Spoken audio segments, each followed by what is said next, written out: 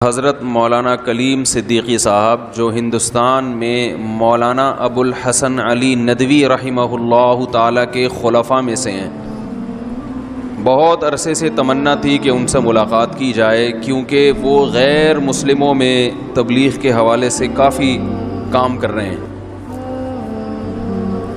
جب بھی آپ کسی کو تبلیغ کرتے ہیں یا کسی کی طرف دعوت دیتے ہیں تو دو طریقے ہوتے ہیں۔ ایک طریقہ ہوتا ہے دلائل سے قائل کرنا، اور ایک طریقہ ہوتا ہے محبت سے۔ دلائل کو ذرا ایک طرف رکھو، محبت سے کسی کو سمجھانا، اس کو یہ قائل کرنا کہ ہم آپ کے خیر خواہ ہیں، آپ کو بچانا چاہتے ہیں۔ باپ اپنے بیٹے کو سمجھا رہا ہو کہ بیٹا پڑھ لکھ کے کچھ بڑے آدمی بن جاؤ، پڑھ لیا کرو، بیٹے کو سمجھ میں نہ آ رہا ہو، وہ ابا سے بحث کر رہا ہو، کیوں وہ فلاں کھلاڑی بغیر پڑھے اتنا بڑا کھلاڑی بن گیا تو مجھے پڑھنے کی کیا ضرورت ہے بھائی؟ وہ فلاں آدمی اتنا بڑا اداکار بن گیا تو مجھے پڑھنے کی کیا ضرورت ہے؟ تو باپ پھر ایسے موقع پہ کہتا ہے بیٹا تم میں ابھی دلیل سمجھنے کی صلاحیت نہیں ہے، تم بس اتنا سمجھ لو کہ میں باپ ہوں اور باپ اولاد کے لیے ہمیشہ اچھا سوچتا ہے۔ کیا خیال ہے؟ پھر وہ اپنے احسانات گنواتا ہے کہ بھئی مجھ سے اچھا تمہارے حق میں کوئی فیصلہ نہیں کر سکتا، تو چھوڑ دو ابھی دلائل کو۔ تو یہ بھی ایک اسٹائل ہوتا ہے کسی کو سیدھے راستے پہ لانے کا، کہ آپ دلائل سے یہ ثابت کر دیں کہ ہم تمہارے خیر خواہ ہیں، ہم تمہارا اچھا چاہتے ہیں۔ ایک طریقہ یہ ہوتا ہے کہ آپ دلائل سے کسی کو قائل کریں۔ غیر مسلموں کو دلیل سے اس بات سمجھائی جاتی ہے، جیسے قرآن نے دلائل بھی دیے ہیں اور قرآن نے یہ بھی ثابت کیا ہے کہ ہم تمہارے خیر خواہ ہیں۔ تو جناب ڈاکٹر ذاکر نائک کا جو انداز ہے وہ دلائل کا ہے،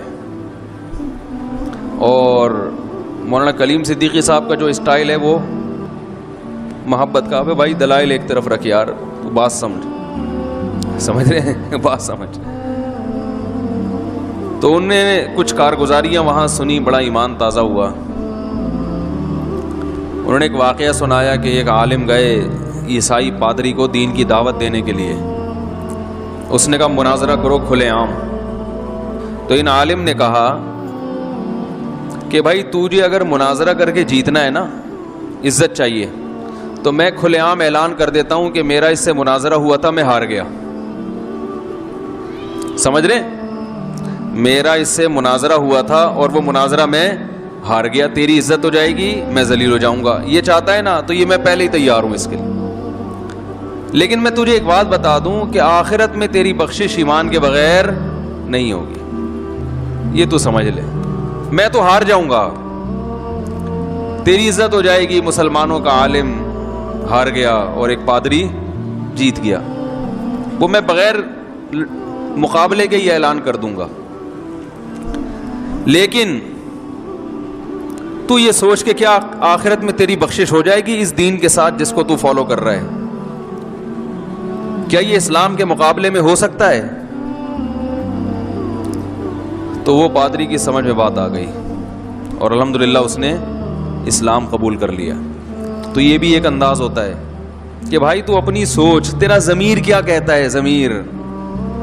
ضمیر کیا کہتا ہے؟ غلط چیز پہ انسان کا ضمیر اسے ملامت کرتا ہے، کبھی بھی مطمئن نہیں ہوتا۔ تو یہ بھی ایک دعوت کا انداز ہے۔ تو بڑے عرصے سے تمنا تھی کہ حضرت سے ملاقات کی جائے، ان کے طریقہ کار کو سمجھا جائے۔ تو انڈیا اور پاکستان سوکنے ہیں، دو سوکنوں کو ایک گھر میں رکھو تو وہ تو رہ لیں گی، مگر پھر آپ نہیں رہ سکتے۔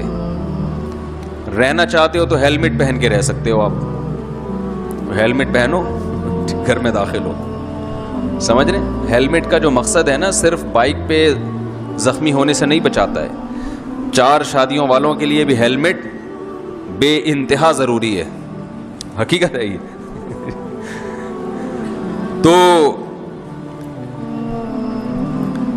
انڈیا اور پاکستان آپ کو پتہ ہے کہ جمع نہیں ہوتے، لیکن عوام ایک دوسرے سے بہرحال محبت کرتی ہے۔ تو پھر ان کے لیے ملاقات کی بہترین جگہ یا تو دبئی ہے یا ملیشیا۔ تو ملیشیا میں حضرت نے ایک تربیتی اجتماع کا پروگرام رکھا، غیر مسلموں میں کیسے تبلیغ کی جاتی ہے۔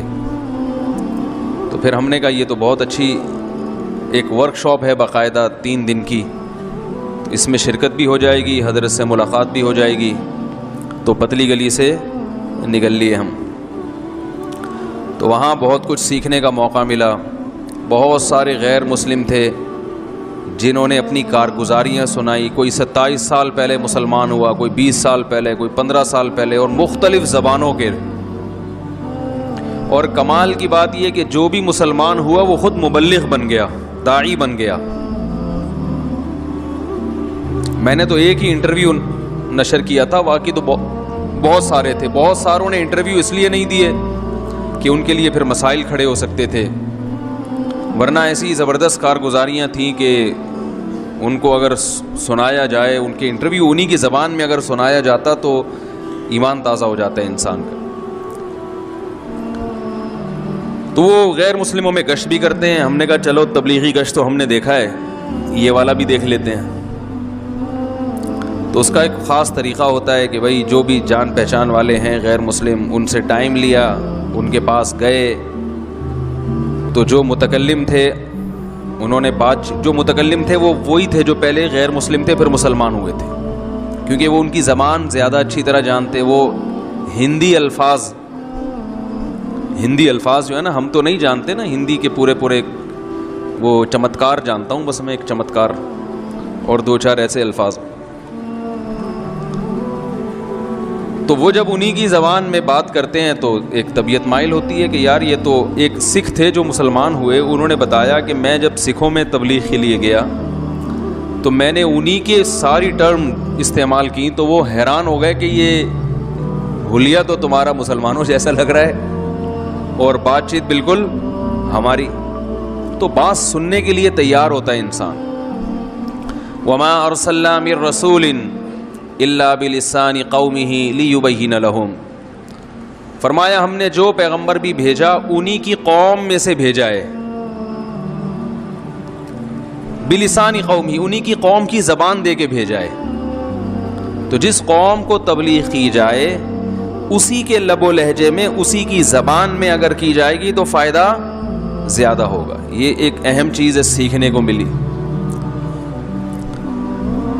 تو اس طرح سے تبلیغ کے لیے نکلتے تھے، ان کو جمع کر کے ان سے بات کرتے تھے۔ تو میں نے بھی ایک چیز نوٹ کی کہ غیر مسلم بات سننے کے لیے تیار ہیں، ان کو بتانے والا کوئی نہیں ہے۔ آدھا گھنٹہ بھی ان سے بات ہوئی ہے، انہوں نے غور سے سنا ہے۔ یہ جو ہم ایک ہی لاٹھی سے سب کو ہانکتے ہیں یہ غلط ہے۔ اتنی لمبی آدھا گھنٹے بھی بات ہوئی ہے نا، انہوں نے آرام سے بیٹھ کے سنی ہے۔